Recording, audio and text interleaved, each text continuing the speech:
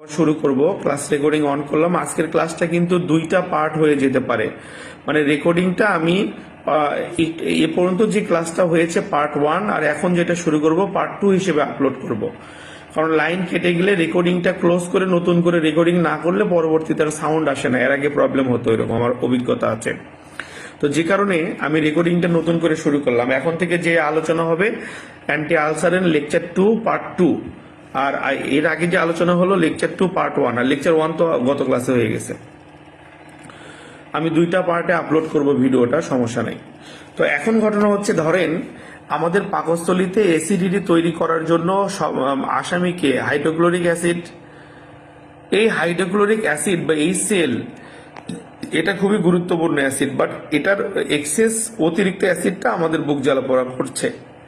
এই হাইড্রোক্লোরিক অ্যাসিডকে যদি আমরা ভাঙি, দুইটা উপাদান হয়, হাইড্রোজেন আয়ন আর হচ্ছে ক্লোরাইড আয়ন। এই হাইড্রোজেন আয়ন আর ক্লোরাইড আয়ন, এই হাইড্রোজেন আয়নকেই বলা হয় প্রোটন। এই যে এই গল্পটা দেখেন এখানে করা আছে যে HCl হাইড্রোক্লোরিক অ্যাসিড একটি শক্তিশালী অ্যাসিড যা পাকস্থলীতে উৎপন্ন হয়, খাবার হজম করে। HCl কে যদি ভাঙি দুইটা উপাদান হয়, হাইড্রোজেন আয়ন আর ক্লোরাইড আয়ন। এই হাইড্রোজেন আয়ন H+ কে বলা হয় প্রোটন। তো এই যে আমরা এই মানে PPI ঔষধগুলো পড়লাম, omeprazole, esomeprazole, pantoprazole, rabeprazole, lansoprazole, dexlansoprazole, vonoprazan, এই ঔষধগুলো মূলত করে কি, আমাদের পাকস্থলীতে যে পাকস্থলীর যে কোষ থেকে হাইড্রোজেন আয়ন তৈরি হচ্ছে সেই কোষগুলোকে অ্যারেস্ট করে ফেলে বা ব্লক করে ফেলে। যখন হাইড্রোজেন আয়ন তৈরি হবে না, তাহলে কিন্তু হাইড্রোক্লোরিক অ্যাসিড বা HCl তৈরি হবে না।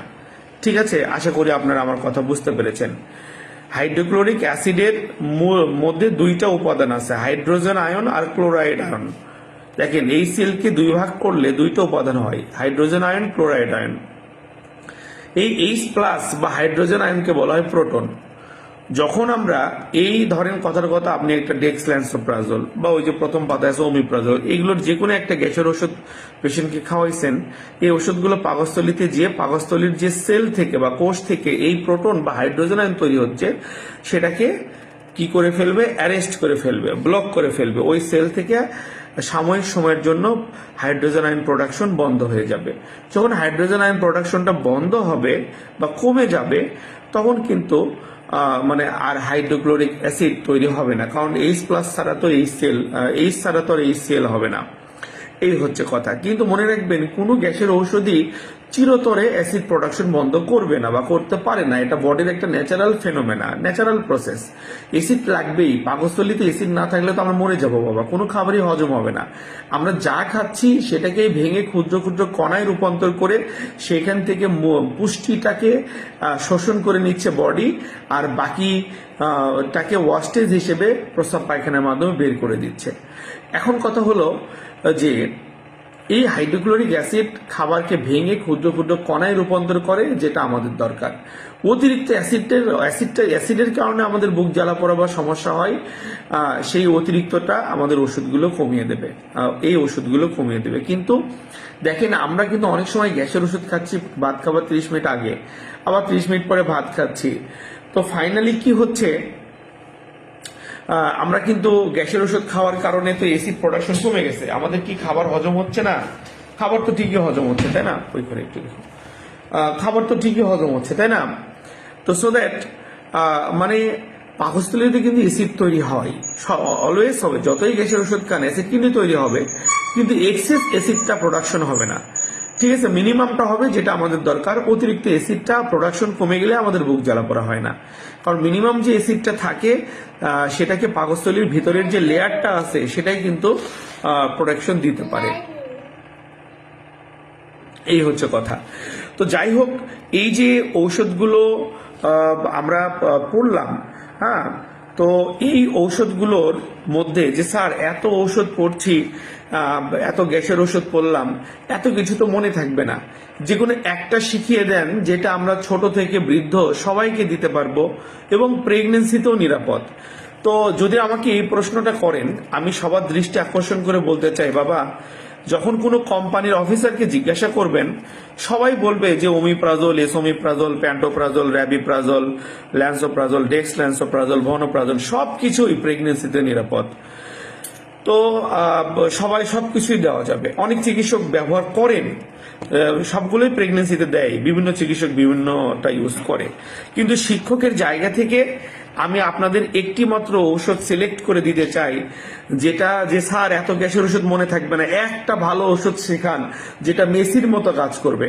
মেসির মতো কেন বলছি, দেখেন মেসির কোনো রাগ নাই, রাগ টাগ নাই, তো কেউ লাথি মারলেও পড়ে যাচ্ছে, কিন্তু তার এগেনিস্টে অভিযোগ তেমন নাই, নিরীহ প্রকৃতির মানুষ, কিন্তু ও নীরবে থেকেই কিন্তু পৃথিবীর কোটি কোটি মানুষের মন জয় করে ফেলছে। তো সো দ্যাট, তো এই সেই ঔষধের মধ্যে, গ্যাসের ঔষধের মধ্যে এই মেসির সাথে তুলনা করতে পারেন এই ওমিপ্রাজলকে, খুবই চমৎকার একটা ঔষধ। এই ওমিপ্রাজলের আপডেট, ওমিপ্রাজল অত্যন্ত ভালো কাজ করে। এই ঔষধটা জন্মের পর থেকে এই পর্যন্ত মানে ধরেন মোটামুটি প্রায় 20-30 বছর ধরে এটা আমাদের মার্কেটে চলে আসছে। তো অনেকদিন আগে আসছে, আসার পর থেকে এখন পর্যন্ত কোনো ক্লেম পাওয়া যায়নি যে এই ঔষধের কারণে প্রেগন্যান্ট লেডির বাচ্চার কোনো সমস্যা হয়েছে, অর্থাৎ এটা প্রেগনেন্সিতে অনিরাপদ, এটা কোনো রিপোর্ট আমরা হাতে পাইনি। কিন্তু ওমিপ্রাজল, এই প্যান্টোপ্রাজল, এই যে অন্যান্য গ্যাসের ওষুধগুলো, বেশিরভাগ ক্ষেত্রে কম বেশি ক্লেম আছে যে হ্যাঁ, অনেক গবেষণা প্রবন্ধ আমি দেখেছি ওমিপ্রাজল, প্যান্টোপ্রাজল এগুলো ইউজ করলে 1% হলেও রিস্ক আছে। সেখানে কি হচ্ছে, সেখানে বাবুদের মানে কি বলা যায় যে এই ওমিপ্রাজলের কারণে বা প্যান্টোপ্রাজলের কারণে কোনো না কোনো অ্যাবনর্মালিটি নিয়ে শিশু জন্ম নিতে পারে। অর্থাৎ ধরেন 1% রিস্ক আছে। 100 জন প্রেগনেন্ট লেডিকে যদি আপনি ওই ওমিপ্রাজল খাওয়ান বা প্যান্টোপ্রাজল খাওয়ান, তো দেখা যাচ্ছে যে এই 100 জনের মধ্যে 100 জনের মধ্যে দেখা যাচ্ছে যে 1% প্রেগনেন্ট লেডির ক্ষেত্রে তার প্রতিবন্ধী বাচ্চা হতে পারে ওমিপ্রাজল বা প্যান্টোপ্রাজলে। এখন বলতে পারেন স্যার 1% তো বড় কথা নয়, অবশ্যই বড় কথা। ওই 100 জন প্রেগনেন্ট লেডির মাঝে নিজের প্রিয় মানুষটা থাকলে কেমন হয়, আল্লাহ না করুক যদি ওই প্রতিবন্ধী বাচ্চাটা নিজের হয়, আমরা কি মেনে নেবো বাবা? একটা প্রতিবন্ধী সন্তান মানে সারা জীবনের আপনার জন্য একটা অভিশাপ, কষ্ট, ওরও কষ্ট, বাপ মায়েরও কষ্ট। তো সো দ্যাট যে 1% রিস্কও অনেক বড় রিস্ক, এটা মনে রাখবেন।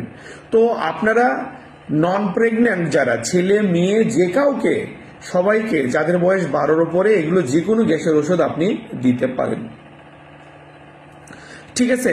কিন্তু প্রেগনেন্সিতে কোম্পানিগুলো যতই বলুক ডেক্সল্যান্সোপ্রাজল প্রেগনেন্সিতে সেফ, মনোপ্রাজল প্রেগনেন্সিতে সেফ, প্যান্টোপ্রাজল, ওমিপ্রাজল সবই প্রেগনেন্সিতে সেফ, কিন্তু আপনারা অনুগ্রহ করে এই একটা ঔষধ মনে রাখেন, এটা প্রেগন্যান্ট, নন প্রেগন্যান্ট, ছোট বড় সবাইকে আমরা দিতে পারি, অত্যন্ত চমৎকার কাজ করে, এবং এই ওষুধের কোনো ক্লেম নাই, মেসির মতো আর কি। সেটা কি ওমিপ্রাজল।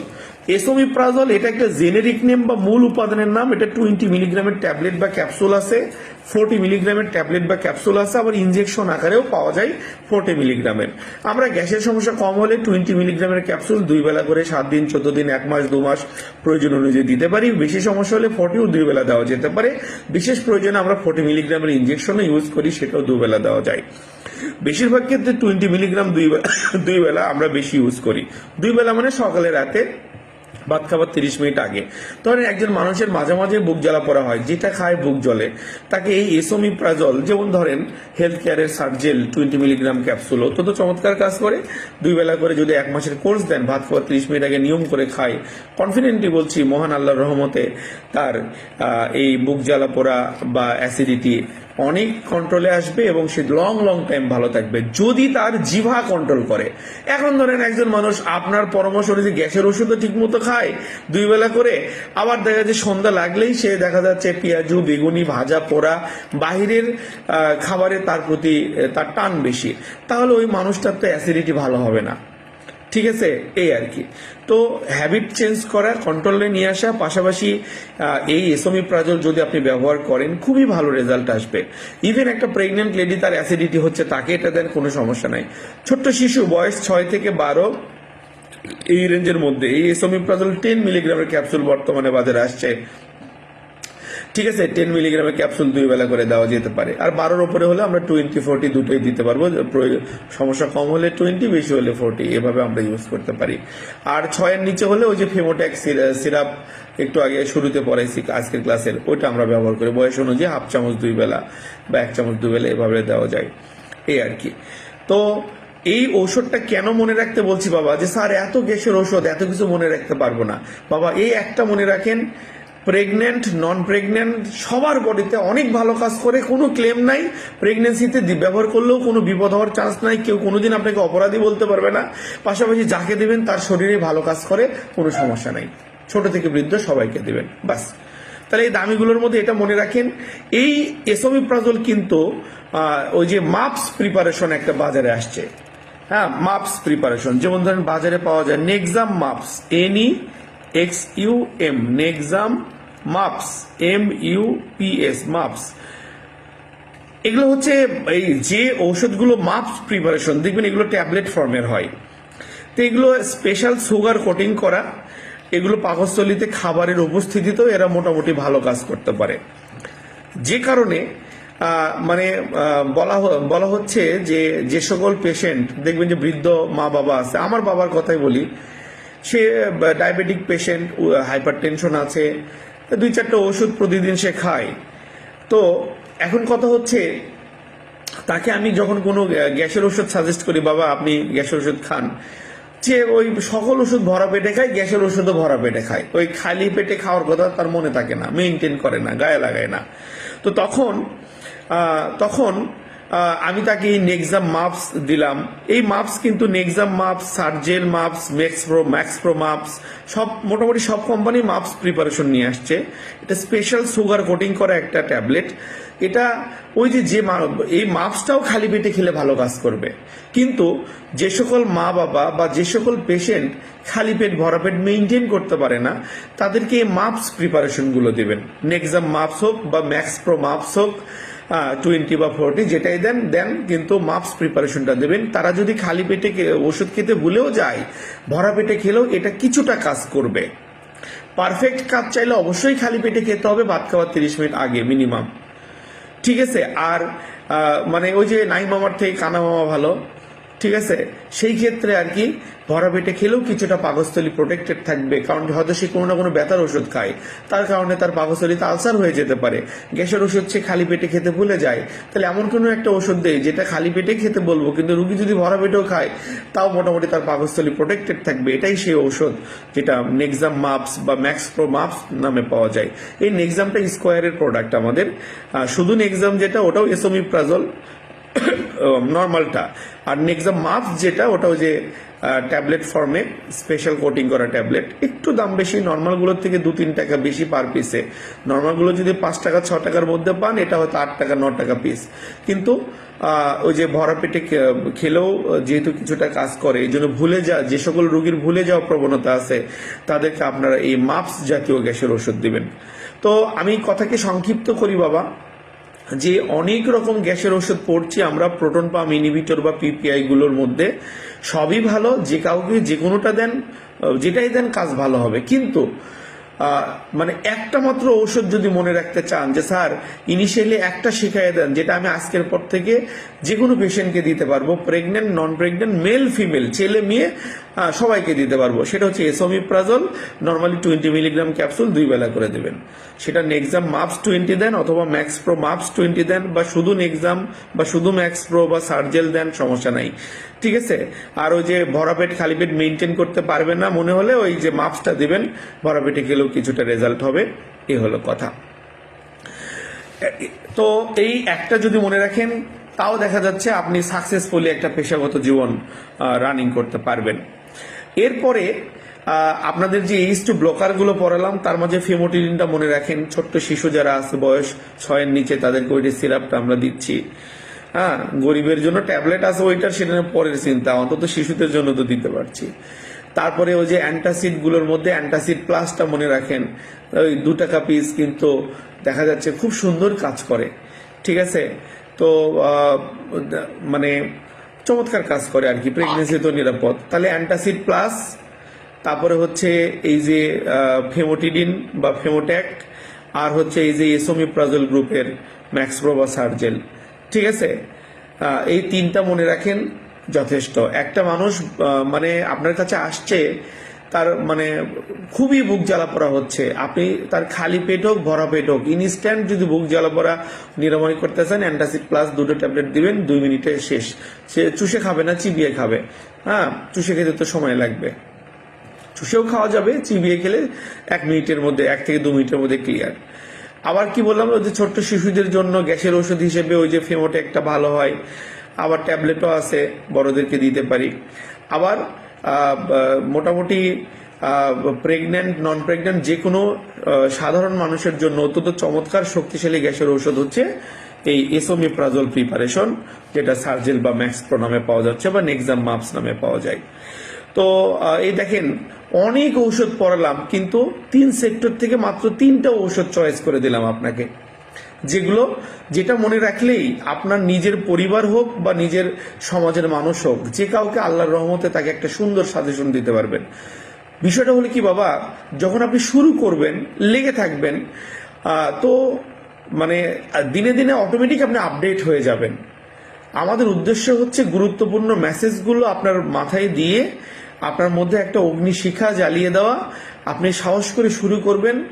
আর আমাদের দেখানো স্বপ্ন এবং আমাদের প্রধান প্রধান যে স্কিল যেটা আপনাদের দেওয়ার চেষ্টা করছে, এটা মাথায় থাকবে এবং দিনে দিনে দেখবেন যে কোম্পানির রিপ্রেজেন্টেটিভরা আসবে, আপডেট প্রোডাক্টগুলো সম্পর্কে আরো ধারণা দেবে। সবকিছু মিলে আস্তে আস্তে আপনি কিন্তু দিন যাবে, শিখবেন, পারফেক্ট হবেন এবং দিনে দিনে আল্লাহর রহমতে আপনার স্বপ্ন পূরণে আপনি কিন্তু এগিয়ে যাবেন আর কি। তো এটাই হচ্ছে কথা। তো আশা করছি মানে আপনারা বুঝতে পারছেন। তো ওই যে আরেকটা গ্যাসের ঔষধ আমি বললাম না, ভনোপ্রাজন, ওটা তো এখনো দেখাইনি, দেখাই দেই। ওই যে পিপিআই গুলোর মধ্যে ওটা সর্বলেটেস্ট পরে আসলো আর কি, বলা হচ্ছে ভালো কাজ করে, আপনারা চাইলে ব্যবহার করতে পারেন ভনোপ্রাজন। কিন্তু ওই যে আমি বললাম, ওই এক এসোমিপ্রাজল মনে রাখলে বিশ্ব জয় করা যাবে, যদি বেশি কিছু মনে রাখতে না চান, ওটাই যথেষ্ট। একজন কমেন্ট করেছেন যে স্যার এতদিন জানতাম প্যান্টোপ্রাজল প্রেগনেন্সিতে সেফ।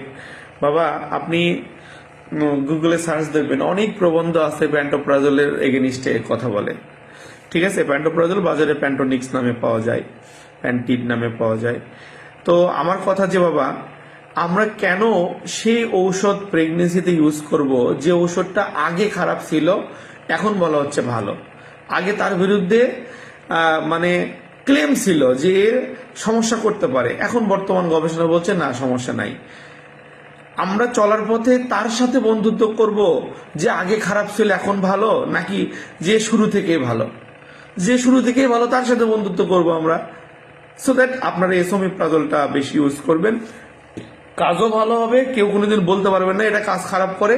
পাশাপাশি রুগী নিরাপদ, আপনিও নিরাপদ। রুগী অনিরাপদ হলে ডাক্তারও অনিরাপদ হয়ে যাবে, গ্যারান্টি।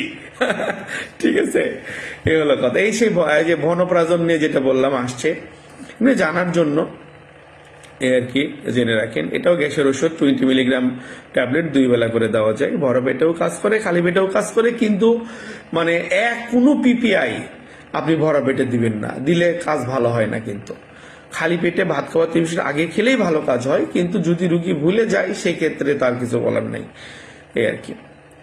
এনিওয়ে, ধন্যবাদ সবাইকে। আজকের ক্লাসটা 2টা পার্টে আমি আপনাদের গ্রুপে আপলোড করব। যারা ভর্তি হয়েছেন অসংখ্য ধন্যবাদ, যারা হননি কোনো সমস্যা থাকলে জানান, সেই মেসেজগুলো বোর্ডে ফরওয়ার্ড করে আপনাদের জন্য 2-3 দিন সময় বর্ধিত করার একটা আবেদন করব ভাবছি আমি আগামীকাল। যেহেতু ঈদের মাস, রমজান মাস, অনেকেই আমাকে কমেন্ট করেছেন স্যার বেতন পেতে একটু দেরি হচ্ছে, আমি 12 তারিখে টাকা দেব, কেউ বলছে 11 তারিখে, কেউ বলছে 14 তারিখে, অনেকে আছে। তো আমরা একটু বোর্ডকে রিকোয়েস্ট করব যে এটাকে 15 তারিখ পর্যন্ত এক্সটেন্ড করা যায় কিনা, তাহলে আপনাদের সঙ্গে আর যে ভাই বোনগুলো আছে যুক্ত হতে পারছে না একটু ফাইন্যান্সিয়াল প্রবলেমের কারণে, তারাও যেন যুক্ত হতে পারে। এই জন্য 15 তারিখের মধ্যেই আমরা নতুন গ্রুপ করে আমরা ঈদের পর থেকে আমরা শুধুমাত্র রেজিস্টার্ড স্টুডেন্টদেরকে নিয়ে আমরা সামনের দিকে এগিয়ে যাব ইনশাআল্লাহ। ধন্যবাদ সবাইকে। এছাড়াও আরেকটা কথা বলি বাবা, আপনাদের সঙ্গে আমাদের সম্পর্ক এটা একটা শ্রদ্ধা এবং ভালোবাসার সম্পর্ক। অনুগ্রহ করে কেউ ভুল বুঝবেন না। তো যে কোনো বিষয়ে যদি কোনো মত পার্থক্য থাকে আমাকে একটু হোয়াটসঅ্যাপে পার্সোনালি জানাবেন, স্যার এই জিনিসটা এইভাবে হলে ভালো হতো। অবশ্যই আপনার কথাকে যথাযথ গুরুত্বের সাথে বিবেচনা করে আপনার প্রতি ভালোবাসা রেখেই আপনার সেই মন্তব্যের মূল্যায়ন করব। আমার কথা বাবা, এটা একটা positive community.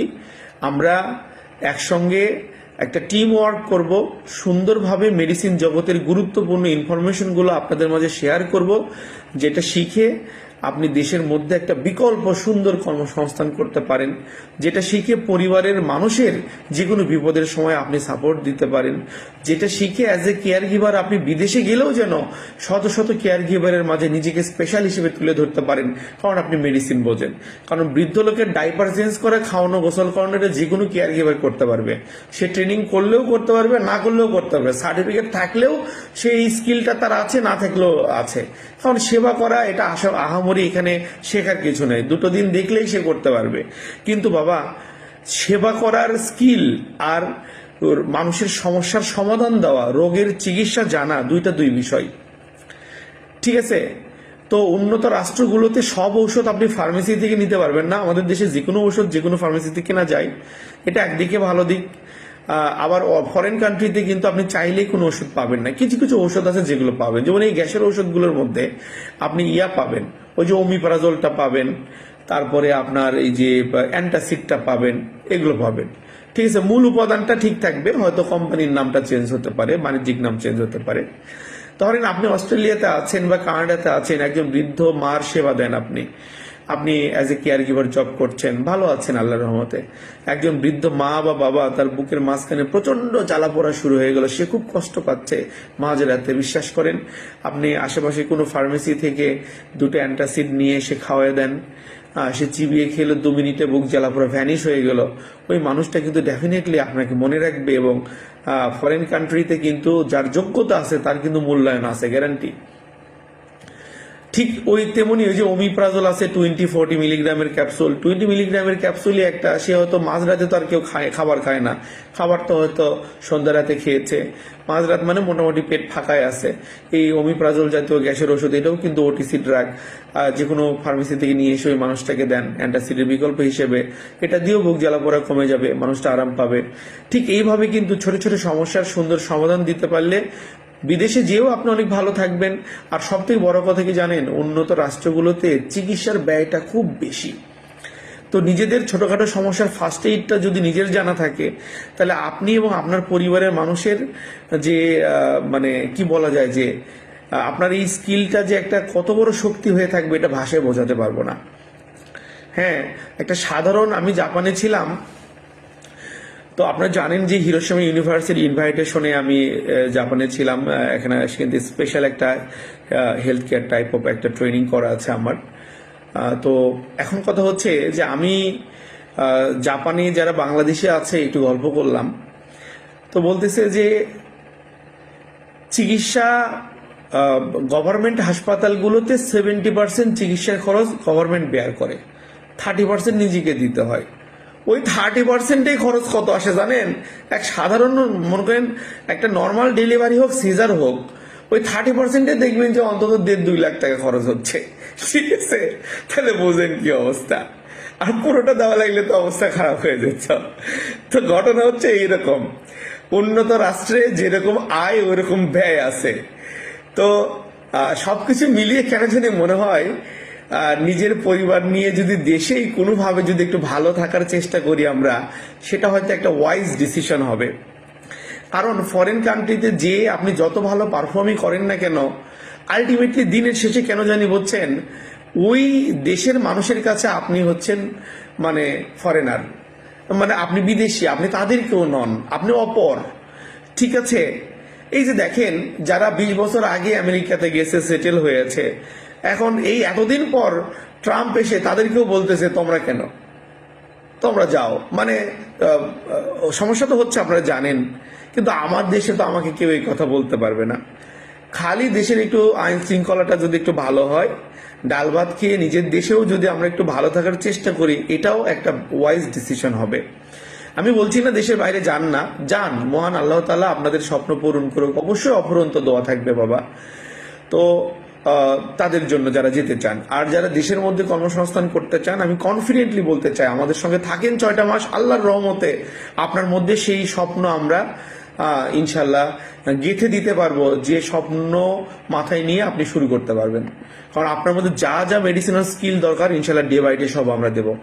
As a public health specialist দীর্ঘ 14 বছর আছি এই মেডিসিন জগতে, তো সেগুলোকে সংক্ষিপ্ত আকারে 6টা মাসে আপনাদের মাঝে দেওয়ার চেষ্টা করব। যেমন ধরেন এই যে দেখেন কত গ্যাসের ওষুধ পড়লাম গত ক্লাস এবং এই ক্লাসে, কিন্তু মাত্র 3টা ঔষধ আপনাদের আমি চয়েস করে দিলাম, পড়াইতে অনেক কমাই দিলাম, যে হ্যাঁ কি এসোমিপ্রাজল দিয়ে আপনি বিশ্ব জয় করতে পারতেছেন। হ্যাঁ, ছেলে মেয়ে প্রেগনেন্ট নন প্রেগনেন্ট সবাইকে দেন, সবার শরীরে ভালো কাজ করে, কোনো ক্লেম নেই, শেষ।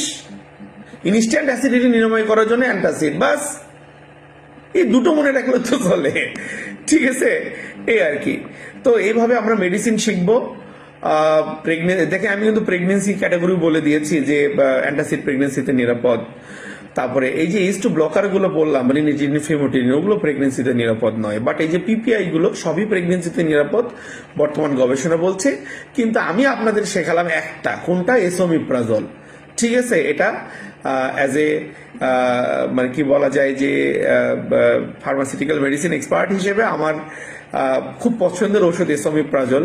কারণ এই ওষুধটা জন্মের পর থেকে এখন পর্যন্ত কয়েক যুগ পার হয়ে গেছে, এখন পর্যন্ত কোনো গবেষণা প্রবন্ধ বলেনি যে এসোমিপ্রাজলের কারণে কোনো বাচ্চার সমস্যা হয়, মায়ের পেটে থাকা বাচ্চা। সো দ্যাট ওইটা সাধারণ মানুষকেও দিতে পারছেন, ছেলে মেয়ে সবাইকে দিতে পারছেন, প্রেগনেন্সিতেও দিতে পারছেন। তো ধন্যবাদ সবাইকে। শিক্ষক মানুষ, কথা বললে কথা শেষ হবে না, তো আপনাদের একটু প্রশ্ন নিলে মনে হয় কনফিউশনগুলো আরো ক্লিয়ার হয়ে যাবে। আগামী দিন আমরা নতুন চ্যাপ্টার শুরু করব। আমরা ঠিক এইভাবে গ্যাসের ঔষধ, ব্যথার ঔষধ, তারপরে অ্যান্টিহিস্টামিনিক ঔষধ সর্দির, তারপরে ব্রঙ্কোডাইলেটর বা শ্বাসকষ্টের ঔষধ বা কাশির ঔষধ, এভাবে আস্তে আস্তে সব ঔষধ পড়ব। তারপরে আমরা রোগ চিকিৎসা প্রেসক্রিপশনগুলো নিয়ে আলোচনা করা শুরু করব। আমাদের সঙ্গে থাকেন, গ্র্যাজুয়ালি স্টেপ বাই স্টেপ সব পাবেন ইনশাআল্লাহ। ধন্যবাদ সবাইকে।